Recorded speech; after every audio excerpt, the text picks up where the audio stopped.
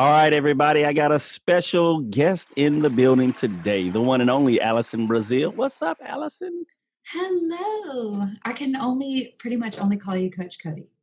Hello, Coach Cody. Cody, Coach. Cody. Yeah. Coach, I refer to you as my coach. There you go. That's my coach. That's it. I do my best to coach you guys up the right way, which I'm actually going to need you to coach me on a lot of stuff since you dove into what we're going to talk about today, which is chasing your dreams, trusting God as you chase your dreams. And it's funny, I was just glancing through your bio on Spotify, and it says here that Alison Brazil is a true international artist with music, sometimes in English, Spanish, or French. Now, I knew the English and Spanish, but I did not know the French. Yeah. So you sing a little in French too? Mm-hmm. Oh my God. Oui. My roots, so that's a newer thing because my roots are Cajun French. And my grandmother speaks French, but we lost the language in the generations. And so nobody really speaks it. And so I'm trying to, of course, singing it is a lot easier and more accessible. Now, so I'm trying to learn it and sing it. Does singing in Spanish and French sound similar? Maybe to me, it doesn't. And even like the pictures of me. So my sister always takes pictures of me whenever I'm doing a show or whatever.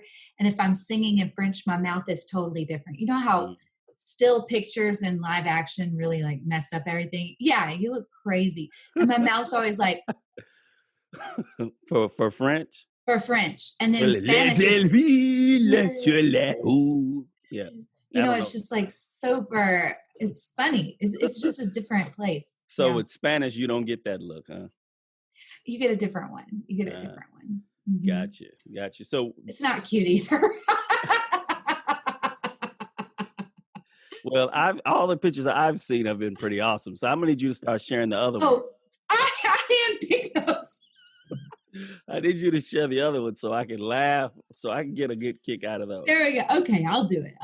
All right. So before we jump into the meat of today's podcast, I just want to ask you a few questions so we get a chance to know a little bit more about this great Alison Brazil. Yes. So what is your favorite music artist of all time? Or who? Eva Cassidy. Eva Cassidy. Mm-hmm. Okay, so you know what I'm going to have to do now. I'm going to have to go You're Google that and go listen to it because like I've said every time I see a video of yours and I watch it and I listen to it, I always post on there, your voice is so soulful. Like I feel your voice, right? So if this one is your favorite, I'm definitely going to have to go look it up. Say that name one more time. Eva Cassidy. Eva Cassidy. It's up there. It's up there. All right. Favorite vegetable? Uh-oh. Somebody don't eat vegetables. Uh-oh. I eat a lot of vegetables. I'm just really trying to think. Okay. I like fried okra. I mean, I don't like slimy okra, but fried okra, I think, is my very favorite. French song face. Okay. Yeah. Well, you are from Louisiana, so yeah, you might like that. All right. So, what song did you sing as a kid over and over and over? That's a great question. I sang a lot of songs over and over and over and over. What's the one that you remember like, oh my gosh, your mom was like, if you don't stop singing, I'm tired of hearing that song. You keep singing it. There were two. There's one that's an all the time, hasn't even stopped. Look at this stuff. Isn't it neat? Wouldn't you think my collection's complete? Wouldn't you think I'm a girl who has everything? I don't even know that Super Disney. One. That's Little Mermaid. Yeah, well, that's a good reason. Disney. Good reason I don't know that one. All right. So what's the second one? The second one is a song that was like a Christian, contemporary Christian song that this singing family came to our church and sang, and I was obsessed with it. And I've tried to track down their like little family CD or whatever to find it again, and I can't find it. And it's so sad, but I loved this song. It was called The Greatest Song of All. And actually it's another Christian artist, I think Phillips, Craig and Dean or something like that. They did the song originally and then this family just sang it, but I remember the family version. Yeah. And It's not just melodies and harmonies that capture his attention. It's not just clever lines and phrases that causes him to stop and listen. But when any heart set free, washed and bought by Calvary, begins to sing. That's his favorite song of all. The key change is there, just so everybody knows. A key change, I key changed, even though we don't have instruments going. But a true musician. She didn't broke. Okay, yeah, so that's where I throw in my part. Yeah. I needed you to know that I knew I changed keys But for all those musical listeners. I don't have the ear, so you could have changed everything. I'm like, oh, did she change anything? All right, I so love the lyrics of that song. I So can good. see, yeah, and you still remember it. That's what's awesome. Mm-hmm. Oh yeah. All right, last question before we dive in. If you could sing a duet with anybody of your choice, who would you pick? Other than me. Other than yeah, of course, Coach. Um, Is that a tough one? You got that many favorites? I've never thought about that. Really? I've never really thought about anything like that before. I've never even thought about my favorite vegetable. So, Well, now we know it's. I think, can they be dead? Yes, absolutely. Okay. Then,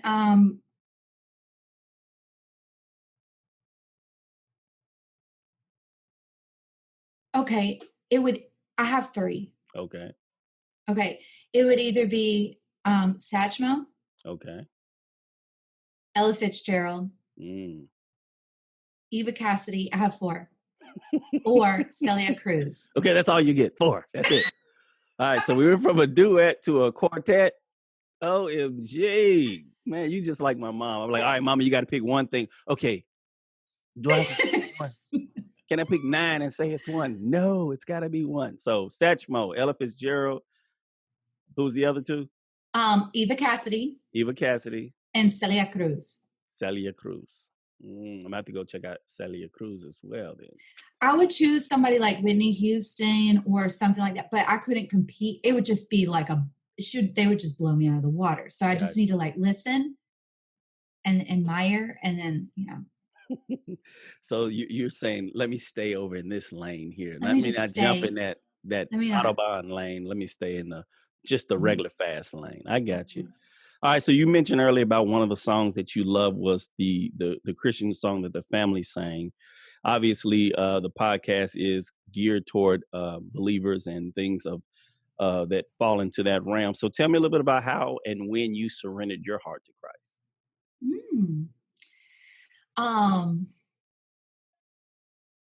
Well, I realized I was listening to my cousin tell her story of kind of like the moment when she decided that she was gonna, surrender her life. And she was my older cousin. And I remember being like, I've never done that. Like, I don't know what that is. And so that was the first moment of like, okay, I'm going to do that right now. And it was right after we watched The Lion King. These are all very Disney. Disney has changed your life. Yes, I see. Controversial. Okay. Controversy surrounds Disney, but still, they were there. We had just watched The Lion King. And then she was telling me, I don't know how we got on the subject, but she was telling me about it. And then I was just like, I need to do that. And so I did that on my own, like in my house with her, just kind of, we talked it out loud and I knew that was the moment. And then later I decided, then it was kind of like, if you've never publicly done that, if you've never publicly shared that you have surrendered your life to Christ, then that's your next step. And so then my next step was publicly going in front of the church and saying that. And that was when I was in high school. It was later. I think I was in 9th or 10th grade. So how old were you with your cousin when that happened with your cousin? I think I was in like, I don't know exactly, but probably 6th grade or 7th grade. Wow. So you were a Secret Service Christian for 3 years. Yeah. No, man. No, I'm just kidding. Secret Service. Undercover Christians. Undercover. All right. So when you came before the church, do you remember that incident? Like what transpired? What brought you down that day? Yeah, You know what's funny? I don't know what brought me down. I know it was the altar call. Mm-hmm. Okay. And it was a Sunday night. So there wasn't that many people there.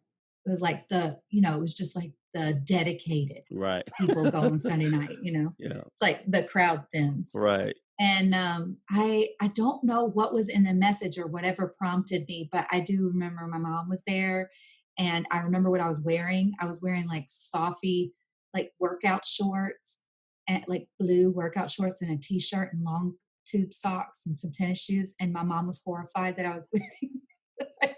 She's like, "Why are you? Why? She was like, Okay, Jesus said, come as you are, but not in that. not in that." Mm. No, she probably wasn't that worried about it. She probably just said something about it, and I've translated it as that. And also my grandma. I don't think my grandma was there, but I remember my mom just being like, "I don't think that back in the days, like I think that's something new for your grandma that we can wear shorts to church. I just don't think that that's those are the things that stick out in my mind. Isn't that Right. funny? That's Now, I funny." guess I would remember that too. Yeah. I came to Jesus in some shorts, y'all. Jesus like, come on, girl, come on. As long as they weren't Daisy Dukes, you're good. If you came Right. wearing Daisy Dukes, then the pastor be We like, don't. let's get this baby a blanket up here. So you came down, they prayed with you. Did you cry in that moment, or were you already like, because you had already done it before, you kind of felt like that moment wasn't as like mystical as a person who's coming Yeah. for the first time per se? I don't think it was. I know I probably cried because I've cried in any kind of emotional anything. So Mm, I know that I cried, but probably it was just like little, because I do remember being super emotional when I was with my cousin after the Lion King, yeah. and talking about how I'd never made that decision and what it was like, so that was a way more emotional experience than the one going in front of the church. And I do remember talking with my pastor after. I think he asked for a meeting with me Mm, after I went in front of the church, and just to have a meeting and talk. Did you want to follow in baptism? That kind of thing. yeah. And I remember crying there and him telling me his story, that he was with his brother underneath a tree outside. And it was just, like very simple. And he just was reassuring me that just because it wasn't like this big, grandiose, dramatic Right. story, that Right. that didn't make it any less of a story. And he Absolutely. told me his. And so I do remember that distinctly. And I remember crying, not even being able to like finish the sentence and be like, Mm, "Yes, yeah. Pastor, yes, Pastor." That is awesome. Yeah, because it's so important. What you just said is so important for people to understand. It doesn't have to be this grand big thing. You know, God will meet us exactly where we surrender. We could be in Hmm. traffic and He'll, speak to our hearts right then. And so it's not like you have to be in front of a crowd of 2,000 people for me to surrender, and I don't need lightning to strike for me to feel God is there. Yeah. But yeah, I think that's a beautiful way to paint that picture. So I'm glad that Pastor brought you in to tell you his story, not to chastise you for those shorts. It was under a tree. Forgot about Well, you. look at them shorts. I forgot about your Girl, them sense of shorts. humor. Them shorts, girl. What is this? Oh, Yeah. I forgot about your sense of Oh, humor. Yes. I could just Trust me, I got in trouble a lot at church. It wasn't when I was a kid. It was later on when I was an Mm. adult. Now, do you Ugh. come from a musical family, or are you the one with the golden voice? Are you the only one in the house that sings? I am not the only one. I would say I do come from a extended family of singers and musicians. But in my house, nobody plays an instrument or anything like that. My mom sings. She sings beautiful. She has a beautiful voice. Her and her sister sing, and they grew up in church. So I know all her songs Mm, from church. And they'll sing harmony when they get together. And she had a beautiful voice when I was little, and she would sing us lullabies to go to sleep. mm, I'd be like, "Okay, why are all these fools on the radio? Okay, my mom should be on the radio. right. Like, Mom. why do they put these fools?" Oh, there's my sister. Hey, sister. I'd be like, "Why are all these fools on the radio. Mm. They should have my mom on the radio because her voice is way better than all And these now people. look, the daughter is getting ready to blow the radio off. Yeah, there you go. Wait, do we even still listen to the radio? Barely. Nobody has the knobs anymore, huh? Yeah. So I want to talk about chasing dreams because I remember you and I worked together years ago. We're both teachers, and I remember watching you walk down the hall one day. You just break out singing just down the hallway, and I was thinking, man, she has a beautiful voice. And I don't even know if you knew I was there. It's just like you would just break out in song, and it may have been singing those evil spirits away from us too. It could have been. Gosh. Well, and hallways have great acoustics. Okay. So Hallways you were have tricking great me, huh? acoustics. I'm gonna sign you to a deal right there on the spot. Let me get you on this contract. It's gonna give you one of those ruthless record contract deals, bad boy Oh, record. Emmy's got to do. That's okay, me. I'm in the public space. You know, we're all in quarantine. Oh, of course. So Yeah, tell her she can join in if she can you sing. can join in, Mimi. Emily is, she actually is on her way to be ordained in the Episcopal Church. Awesome. She has a master's in divinity from Duke, and she received the call a long time ago. She received the call when she was in early high school, I think. Emily, were you in early high school? 16. Wow. The call to go into ministry. And she's been diligently following that path to get ordained as a minister. That is since awesome. 16. Yeah, that is awesome. All right, so let's go back to the hallway. We're singing in the hallway. We're expressing this gift. We have a gift in us, and we're letting the gift out. Tell me, let's jump from the hallway to where we are now. What gave you the courage? Because it takes courage and it takes faith to leave what's comfortable, teaching. When I say comfortable, I mean, I know I got a job Monday through Friday. Yes. Because teaching is definitely not always comfortable, but go from what you know to let me try what I really want in my life, but there's a lot of unknowns. Tell me a little bit about the ups and downs of that. Well, ups and downs is a good way to describe it. And it's funny to picture it going from the hallway, I like the way you framed that, Coach.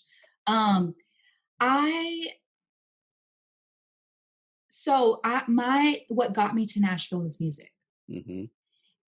But what has gotten me, what has opened a lot of doors for me is teaching.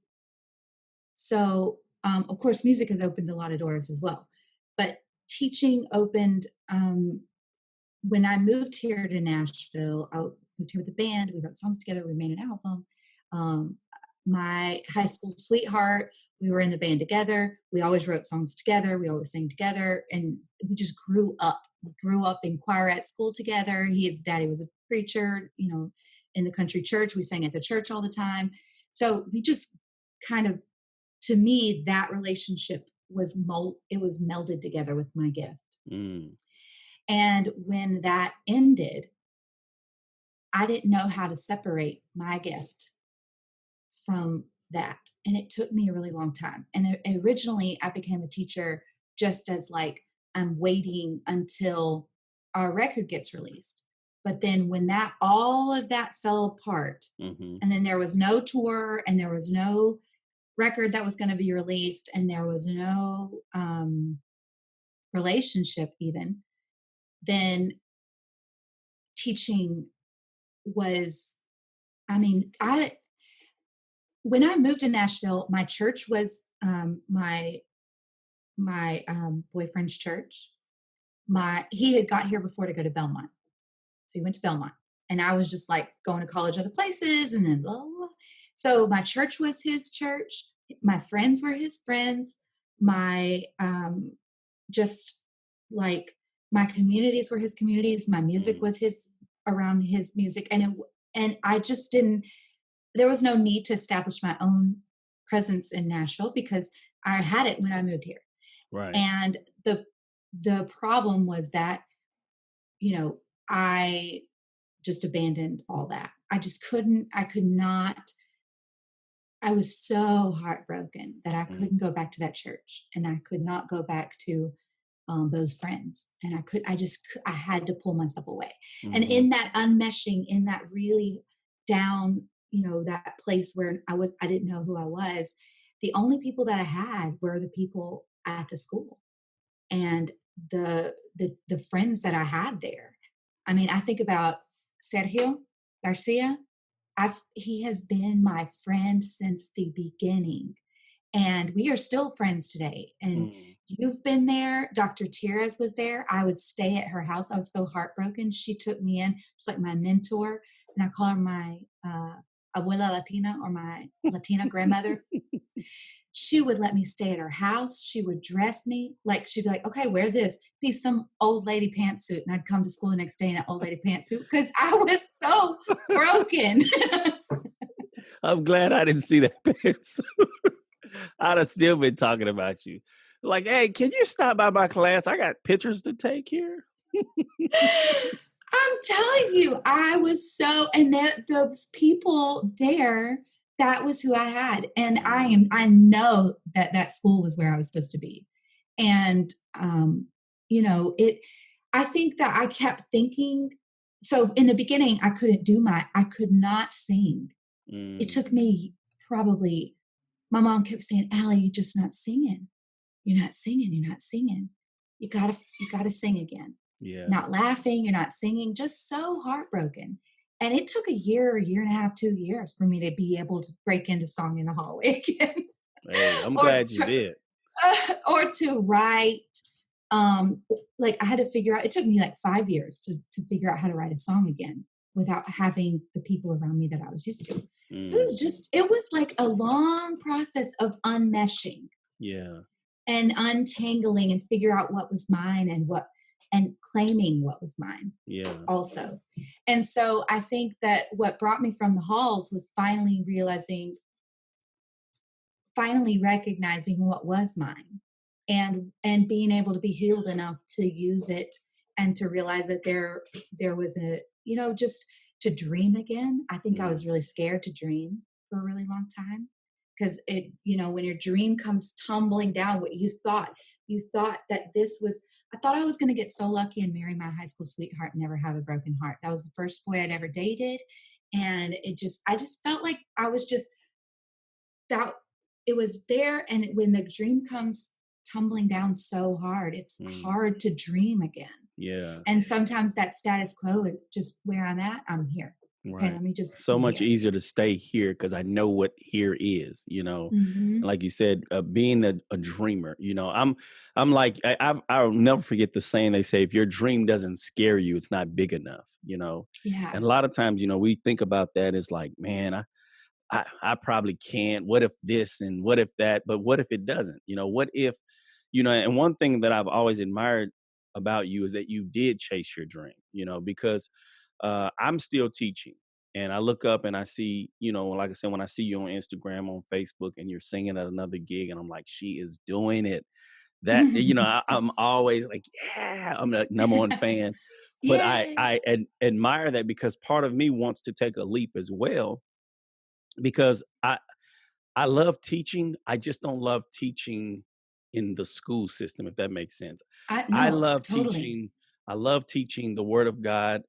I love I love teaching and getting people to grasp concepts. Coaching, that's a form of teaching. Cody, when I see what you're doing, I think you're doing it. So from the outsider's perspective, I think from our own, like when I look at what I'm doing, I'm in the day-to-day grind. It's not all, lights and camera and Right. action, and there's so much daily grind. And so some days it doesn't even feel like I'm doing it. But when I look at you from the outside, I'm like, this dude just did a book, doing a podcast every day, or like once a week, or he's got his logo now. He's doing his YouTube like regularly. He's doing, to me, you are. And I think like it's not, and I'm still teaching. I'm teaching as a teaching artist, which turns out that's exactly the form of teaching that I always wanted to do. Uh-huh. A teaching artist is like, they're an artist, they're an active professional artist that has the sensibilities of a teacher. Mm, So it's like I am doing the art, but I'm not so way up here in the clouds that I can't figure out how to engage you in that with me, or ignite learning or creativity on your part or whatever. So that is actually, I never even knew to dream that. I never even knew teaching artist was the kind of teaching where the art is 85% of what I'm doing and mm, 15% of what I'm doing is teaching. That is, I mean, and it's like I never knew that that's where right. I fit. Yeah. Yeah, So and the cool thing, I think a lot of what we do is preparation. God is always preparing us for something, and I think being a teacher has definitely been a blessing for both of us because it afforded us the opportunity to understand how to guide, how to instruct, how to connect with people. One of the things I've always been told about myself from my administrators is that I'm very good at building relationships. So my students, generally they connect with me well. I connect with them well. I connect with all my peers well. And it's funny because I tell my pastor because he jokes and he'll say like, "You're gonna be a pastor one day." I'm like, "I don't want that." I, I definitely don't want that because my uh, issue. This is me being vulnerable and real with you. I mhm. can't stand it when people don't like me. Like it breaks my heart that why would a person not like me when I try to treat everybody right? And everybody that I know that's in leadership they have overcome that because you can't be a leader and be liked by everybody. So that's something, and maybe that And get a good night's sleep. right. So I've You can got try it. I've got to keep growing to that level to where not to say you don't care that people don't like you, but it doesn't stop you from doing what is right. Because if you're doing things the right way, you're doing things God's way, people are not going to like that. And you I got to be feel like okay with we're that. on like these parallel journeys. I really do. I feel like a, a really big eye opener for me was doing things. If I just could arrange the pieces good enough, Mm, like if I can just strategize this meeting like with this person like this and talk to him like this and relate to him like this, and I order these things the right way, then the result is going to be positive and we're all going to have a good time. Everybody's going to feel good. It's going to be fine. It's a right. little bit different than needed to be liked. It's more about needing people to like we need to have I need for everybody to have a good time and to like I need things to be kind of light. We enjoyed ourselves, we had a good time. Mm, And if I can't get that, then I'm just like, I mean, my wheels are just turning like, okay, what do I need to do now so that they right. have a good time? Look at Right. them. And then it starts freaking them out. Like, Mm, why is she looking over me all what the like I'm like, yeah.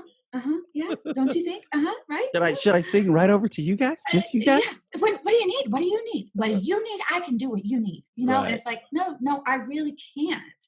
I have to let that go and know that if I'm doing what is being asked of me by God, if I'm doing what's best for me, ordered by God, in that alignment, then maybe not in the short term, but in the Mhm. long term, it's best for the people around me. So in Yeah. the short term, they may not like it, or it may not glow or like, why is she? Oh, wait. But in the long term, for my people, the people around me and the people that I interact with, it's going to be better for everybody Yeah. because I'm aligned here, not aligned here, Right. You're seeking to please God before pleasing man. And that makes everything work out. Like you said, in the long run, keeping that big picture in mind, Yes. helps to overcome those small lumps along the road. It's not easy though. No. Like even today, my sister and I were talking about she was listening to I would tell you who it is and what book it is and what theologian, but I don't remember. Sorry. I think it was called The Way of the Heart. But he gave an example in there about um only a fool would worry about the dead body in somebody else's house when they have a dead body in their own house. And I'm like, okay, before I would be all up in that person's house with the dead body, be like, we gotta fix something. Oh my gosh, how can we make this situation better? Without even knowing that I was supposed to be in my house, Right. the dead body in my house. I mean, I'm sorry, people, for the crass. I'm just making sure I you ain't liked got it. no dead body in your house. Let me put your head there. Let me peek over your shoulder. Make Oh sure you got no dead body. dear. But now at least I might still, because I'm stubborn in the way of the Lord and what he's trying to teach me, and the lessons I'm trying to learn. I might still make my way over to my neighbor's house and be trying to help them out. But at least I would know in the back of my head, I'm at least aware now. Alison, you should be over at your own house. Right. You know, you're not supposed to be over here. And there's an awareness now where I'm like, Alison, it's your life. Get it together. All right. So in all this, what is one thing you've learned about God as you've chased your dream, the dream that he's placed in your heart? What's that one key thing you've learned about God? Or learned from God, I should say. I think that I have learned that if I'm diligent in seeking that which is in alignment with him, then God is there. Then I will find serenity. I will find joy, even if it's tumultuous in the journey. I will I will be provided for in that way. I may not be provided for in the way that I think that I should be provided for. But like, in the normal ways that we consider provision, a job, a a family, health, finances, or like whatever. But I will be provided for in the spirit. So provision is there as long as you stay aligned with the path that he's drawn out for you. Yeah. Jehovah Jireh. Beautifully stated. God, my provider. I like it. So we talked about dreaming. We know that Joseph was a dreamer. And then when Joseph shared his dream with his brothers and with his dad, he got a little flack back. In fact, his brothers sold him into slavery and all that. Yeah. What did you find, or did you find that you saw a lot of opposition as you shared your dreams? Did you bump into a lot of opposition, or did you have more of a support system that everybody said, go after it, go get it? Yeah, I have a support system. I have an amazing support system. I think where I found the flack was in my own self. Because I'm still in the process of owning that which is mine, that which God gave me. And that is just a big time internal, that's an inside job. Yeah. Mm-hmm. Yeah. And so for me, everybody everybody from the school, Garcia, the Tires, it's just every single person that supported me, and from that arena, from my family always supporting me. I'm really, really blessed. The Lord has given me people that really do support me, but it's me. Any roadblock has been me. Wow. Still not want to acknowledge, God, you have blessed me with this gift, but we still try to downplay it. And we still don't want, it's kind of like what you said, I'm telling you that I have a desire to do A, B, and C. And you're like, well, aren't you already doing A, B, and C? Mm-hmm. Well, technically I kind of am, but it's not the kind of A, B, and C I'm wanting to do. Yeah. But you are actually doing A, B, and C. You just got to keep polishing and keep honing, but at the same time, acknowledging that God is already letting you see your promised land. He's already guiding you to it, but we keep thinking about where we're not qualified, or where we're lacking. I'm still lacking in this, and I don't know about that. God is like what you just said, I'm your provider. Just keep walking on this path and I'll provide the next thing. What have I not provided so far? I mean, I'll wait. Oh, nothing? I Right. provided everything? Oh, Okay. okay. Well, keep walking. Keep walking. Okay, all right. It's if you're think I love the promised land because I haven't thought about it like that. I don't know how. Well, it seems obvious now, but thanks for bringing it up. But the journey is through the desert, and the the day to day of journeying through a desert, and like, yeah, but I don't have food, and then it's like, oh, okay, well, we'll bring some manna from heaven. Okay. Oh, but I don't have, look at these big old giants. I don't have, or look at this city that is, built up a fort, or look at this, whatever it is. And we're like, Right. oh, whoa, we can't, yikes, can't get there. And I think some of that, at least in my case, in my experience, it is the discipline and the diligence of just walking forward. Just keep going. Be Mm, diligent. Keep going. Walk the walk. And one of my favorite poets is from Latin America, and his name is Antonio Machado. And he has I'm going to translate it, but I'm going to say it in Spanish first. It says, Caminante no hay camino, se hace el camino al andar, golpe a golpe, verso a verso. And it means, traveler, there is no road. We make the road by walking, mm. step by step, verse by verse. And I just like, we make the road by walking. Why does everybody think that there's like a golden road that's just, here you go. You got to get on the right road. Get on the right road. Don't take the wrong road, take the right road. And then you take, okay, there's not like a road. You make the road by walking daily, diligently, discipline.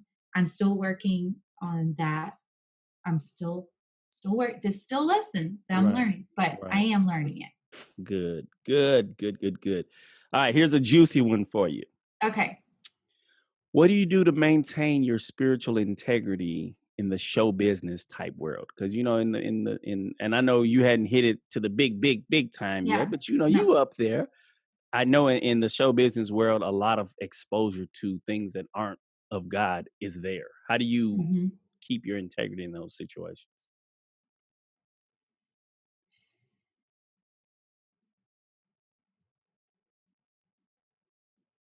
I need think time. I think You see the teacher in me. I give that you're think like, time. okay, I'm gonna give you that. I think I'm trying to think of some specific examples, Hmm. but even I'm just gonna be 100% real with you. Even my boyfriend was like, why are you always wearing like Sister Mary dresses to perform it? And I'm like, what?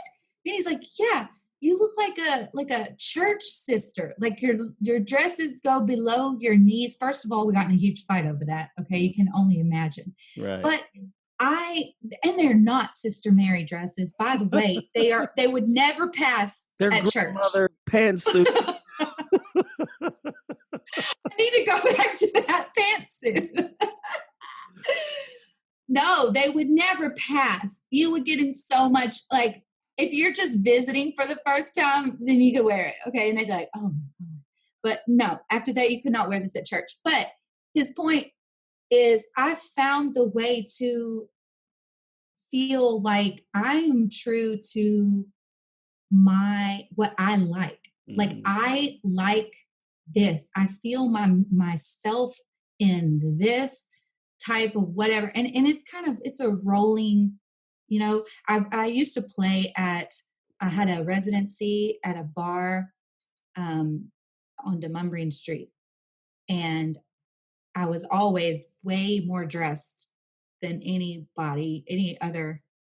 I was always just artists. really dressed. But I had like, I would wear, I mean, of course I would wear like bright colors and sparkles and heels and stuff, but I just still had on like tights and, and a layer. I don't know, just visually, it's a really external minded profession. Mm, The physical is so important, and there's so much priority on it. And that is difficult to,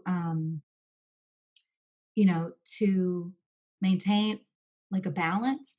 But if I feel comfortable in my own, when I betray myself, then I know that I've, like, for some reason, as I crossed some barrier that I didn't like. Mm. Like when I was performing at the bar, that I did not have a problem with that. Now, my grandma was not happy about me singing in bars. Even when I was in, like, right after high school, I joined a country band. We used to play in bars. I would play fiddle. And she was so mad. Mm. But I was just like, I know that I am not, like, I know when I'm being true to myself and what God has for me and when I'm not. And I'm not always, so that's definitely not true. But like, I don't mind being, I know that I'm supposed to be the light in the dark place. Right. I'm not a church musician. Like, I can play at church, but I know that's not my calling. That is, Mm. I'm not the worship leader at your church. I'm just not. That's just not who I am. But that doesn't mean God doesn't have a call in my life. I am going to be the light in the dark. So if I'm in a bar, that's fine. Now, what I'm not going to do is I'm not going to do, everybody grab your drinks, let's all. And you know what? They hate me at bars for that Mm. reason, because it's about making the bar tap. You know, that's where they make their money.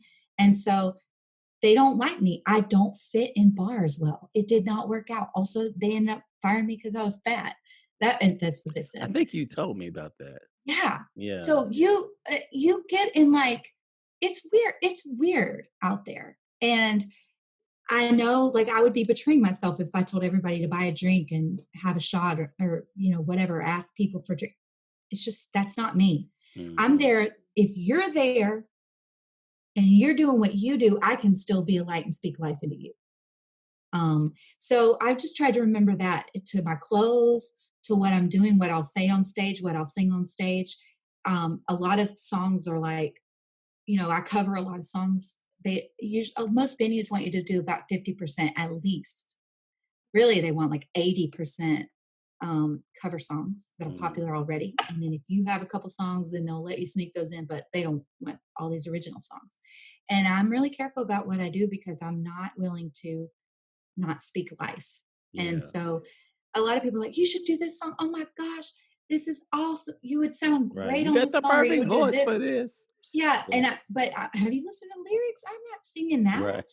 And like, why would I sing that? And so there's just some places where I've really, I knew from the beginning what I was willing to do and what I wasn't willing to do. And then there's some places that after I crossed like a boundary of like, um,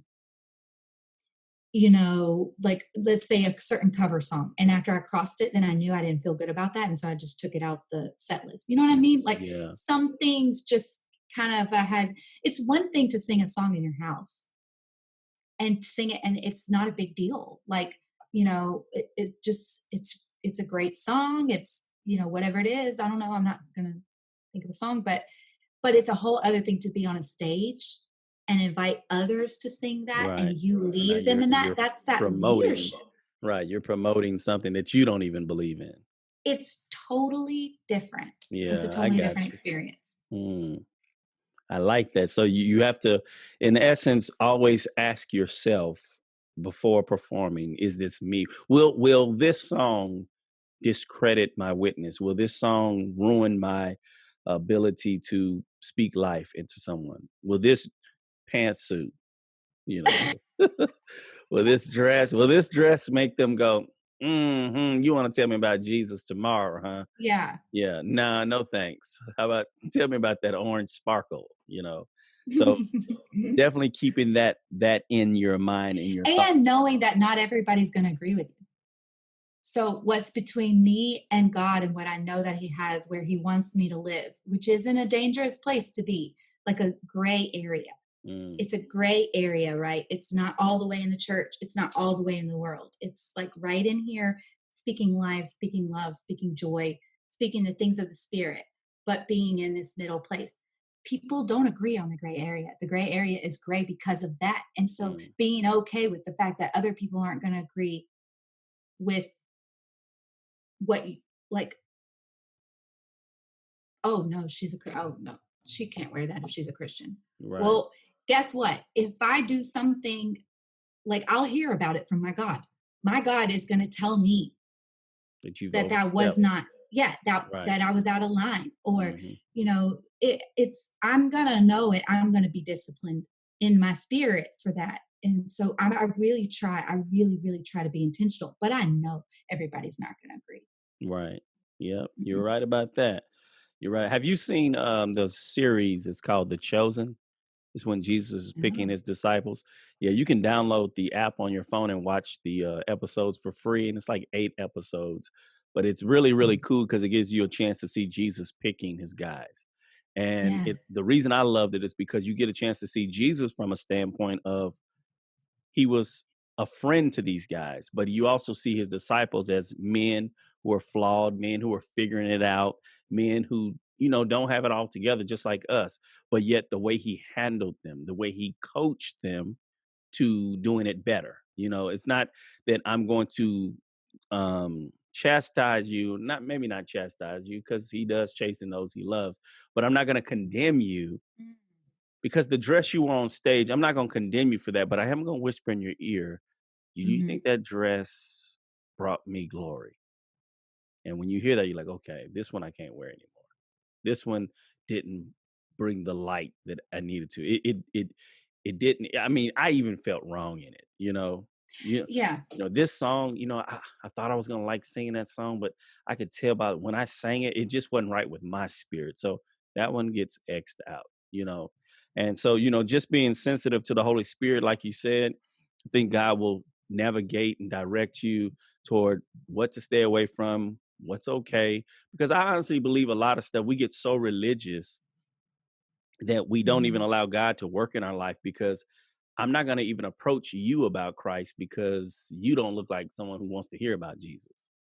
And the person I thought didn't want to hear about Jesus is actually a pastor. You know what I'm saying? That's the kind of, we judge off the appearances, like you said. And the fact that that brother is in the bar tonight to listen to you sing, I'm assuming he don't know nothing about Jesus. He don't want to talk about Jesus. But the guy that's in the bar to listen to you sing is your dad, and he's a pastor. You see what I'm saying? Yeah, And, he's over and there. right, and just because I'm in the bar doesn't mean I don't have a relationship with God, right? Just because now, of course, you got, like you said, you got people who say all kinds of stuff. You're a Christian, you Mhm. shouldn't be here, and you shouldn't do this, and you shouldn't do that. And to a certain degree, I believe in some of all of that is true, because my thing is anything that I do that will demolish or diminish or tarnish my ability to be a witness, I try to avoid. you know Try to avoid any, as the Bible says, abstain from even the appearance of evil. So if talking to a woman by myself over in this corner looks like, isn't he married, you know what, I'm gonna find my way to not be over in this corner talking to this woman, even though our conversation is purely on the up and up. It just sends Mhm. the wrong vibe. It gives people a chance to have a chance to pull you down. So me personally, I just try to steer away from that, and being good looking, it's hard to do that. you know Well, you're and supposed to agree with me on that, like, yeah, that's it's true. yeah. Sorry. I thought that was just obvious. No, I that mean, there it is, that's there it is. that's obvious. I, the other thing that's hard is I think we perpetuate a story of Christianity that we really like. For some reason, it might just be humanity, but the part of it that it's other centered, other centered, other centered. As long as I'm other centered, then I'm doing this right. Mm, But it's not always other centered. It's a lot of us centered, hmm. and I can't do other people's work for them, and Self-reflect. they can't do mine. Yeah, my Uh-oh. horrible Wi-Fi just glitched on us. I think mine did too. Oh, we're gonna Um, blame it on yours then. It was yours. okay, I think we can blame it on mine. So, Um, so you stopped at a point, and I'm sure I don't know if you can remember what you just said, but I'd love for you to say it again in case it was something that everybody needs to get. There's this I Frenchman. think I think that it was just being others. So like I was so other centered. Hmm. Am I doing this right? Like, what's the good thing for me to do? I got one more question for you before I share your beautiful song on the Okay. podcast. Yes. And well, actually, two. So I'll Okay. ask you this first. Tell me a little bit about This Love. Where did that song come from? Oh, so it's funny being so other centered, as we were just talking about. The only songs that I've ever invested all the way through were for other people. So this song is for a friend of mine that I lived in Honduras with, and she had a love story that we went to their wedding. It was a huge wedding, whatever. And it was not even a year later that he just walked out and left her. Mm, And it was so, and it was ugly. He took, it was ugly. It was so sad. And yeah, so she moved back home, which is this tiny, tiny, tiny, tiny little town. And she has a doctoral degree. And it's just like, this seems like just the worst of the worst. And right as she moves there, she meets um, her high school sweetheart who had been married before and had a child, and then they're divorced. He's the caretaker of their child, his teenage daughter. She was a preteen at the time. And they kind of like their stories met again. And then she also was told her whole life that she wasn't going to be able to have kids because of medical reasons. And she just accepted that and knew that. And she was a doctorate. I mean, she was a doctor. She went and got her doctoral degree in education. And that was just her life. And then immediately when they got together, she, conceived. And it just seemed like just a beautiful story. And it inspired me. And so I wrote This Love. mm, And then I gave it to them as a wedding present. wow. That is a present for you. Man. If I marry my wife again, will you give me that same present? I will.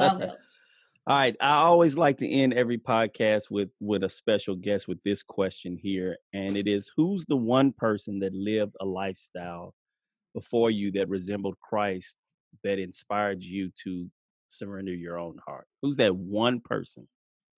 When you think of it, that's the person that resembled Christ the most that made me want to change my life.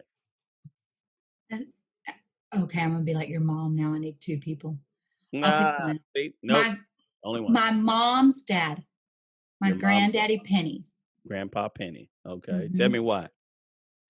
He he was just um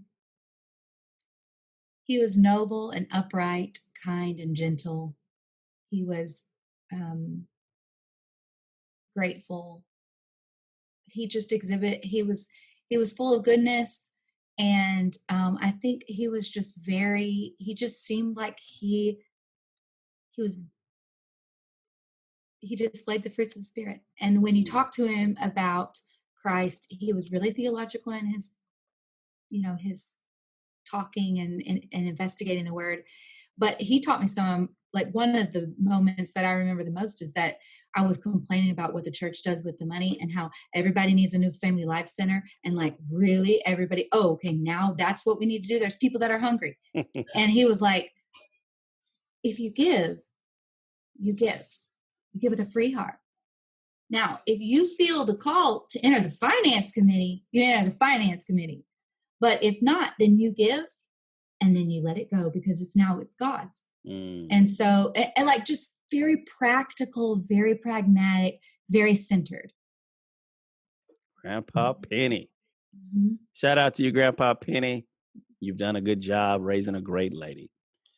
All right. So I'm going to share your song, This Love, with my podcast people. And I Yes. know you have the video on YouTube, correct? Yes. So I'll figure out a way to link your video in with this so that they will also see it that way. Perfect. But before we sign out, do you have any social media that you would like for any of the listeners or the viewers to follow you on Instagram, Facebook, things of that nature? Just shout out all your credentials. All the social medias, Alison Brazil Music. And you should be able to find me on Twitter. It's just Alison Brazil, Facebook, Alison Brazil Music, Instagram, Alison Brazil Music, YouTube, Alison Brazil Music, Spotify, Alison Brazil, etc., etc. Alison Brazil, Brazil like the country. Brazil like the country. Coach Cody, I want to thank you so much for letting me be a part of this podcast. I loved I love your little like snippets that we listened to along the way. And the longer podcast I'm newer to listening to, but I just listened to the Easter one. And I just really love what you're doing. I thank you for always encouraging me and being my coach and cheering for me. And I'm doing the same for you. And I just really appreciate that genuine coach, teacher spirit of God that's in you. Well, I appreciate you. Well, all right, everybody, that's it for us today. Thank you again, Miss Alison Brazil. After this quarantine, y'all better come out and check her out. You know she ain't sang in a while. She can't wait to bust loose in her pantsuit. All right, God bless you, sis. Bye, Coach Cody.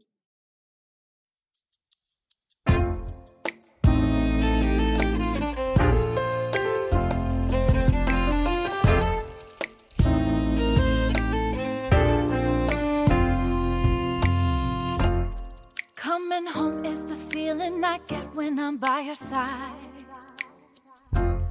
Hometown hero whenever you hold me and tell me we'll be alright. It's been years since we stood here and you asked me to dance. It worked then, so let's take a chance. This love knows where we've been. This love still pulls us in. We've both been on our separate ways, only to meet again. And that's why this love will never end. You stayed home, I moved on somehow. We never lost touch. Must have known through life's ups and downs we'd still need us. Now my house and my heart could not